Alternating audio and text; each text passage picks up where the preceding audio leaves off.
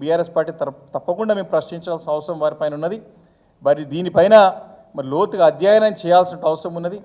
మరి దీనికి ప్రజలకి నష్టం జరుగుతుంది, ప్రజలకు నష్టం చేకూర్చే నిర్ణయం ఈరోజు చూస్తున్నాం. హైడ్రా హైడ్రా అంటున్నారు. హైడ్రాతో ఏమవుతుంది?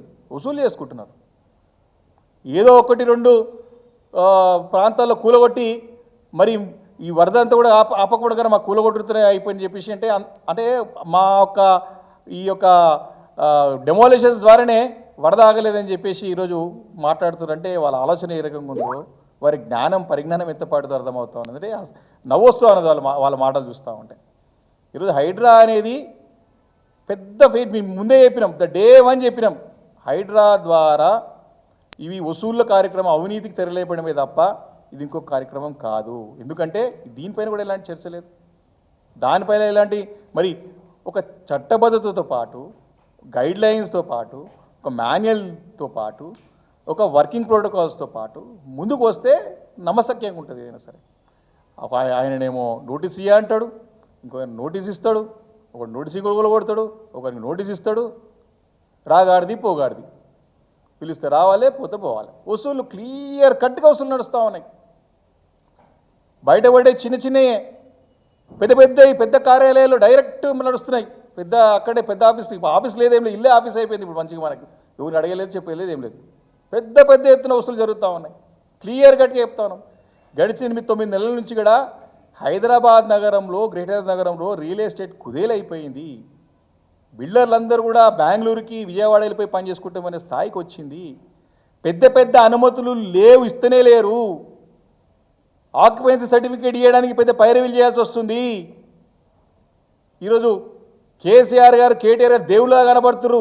అబ్బా మేము 10 సంవత్సరాలు ఎంత చక్కగా పని చేసుకున్నాం, ఇది ఎక్కడ మాకు పెద్ద రిజం చుట్టుకుందని బాధపడుతున్నారు బిల్డర్స్.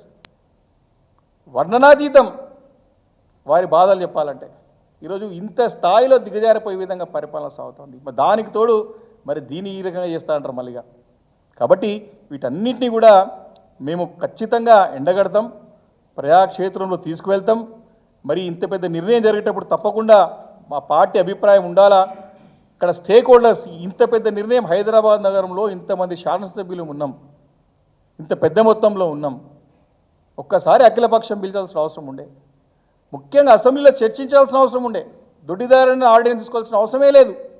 కాబట్టి దీన్ని తీవ్రంగా మేము వ్యతిరేకిస్తా ఉన్నాం. ప్రజలకు మేలు కంటే కీడు జరిగిపోతుంది, మీ నష్టం జరుగుతుంది. కాబట్టి మరి ఈ నిర్ణయాన్ని మరి ఆపి తప్పకుండా అఖిలపక్షాన్ని పిలిచి అసెంబ్లీలో చర్చ పెట్టి అభిప్రాయ సేకరణ చేసి మన హైదరాబాద్ నగరం అంటే బెస్ట్ సిటీ ఉండాలి, గ్రేటెస్ట్ సిటీ ఉండాలని కోరుకుంటున్నాం.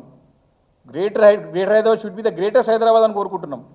కాబట్టి మన దేశంలో ఉన్నటువంటి అన్ని నగరాలని స్టడీ చేసి అంతర్జాతీయ స్థాయిలో ఉన్నటువంటి ద బెస్ట్ సిటీస్ ఏవో వాటిపైన లోతైన అధ్యయనం చేసి ఆ రకంగా మన నగరాన్ని అభివృద్ధి చేయడానికి ముందుకెళ్ళే ప్రయత్నం చేయాలి తప్ప ఇట్లా మీ సొంత నిర్ణయాలతో, మీ సొంత ఆలోచనలతో, ఎందుకంటే మీకు ఏం ఎక్స్పీరియన్స్ లేదు, అనుభవం లేదు, ఇన్ఎఫిషియన్సీ ప్రూవ్ అవుతా ఉంది. కాబట్టి మీ సొంత నిర్ణయాలు ప్రజలపై రుద్దే ప్రయత్నం చేయొద్దని చెప్పేసి కూడా బీఆర్ఎస్ పార్టీ తరఫున డిమాండ్ చేస్తూ ఉన్నాం.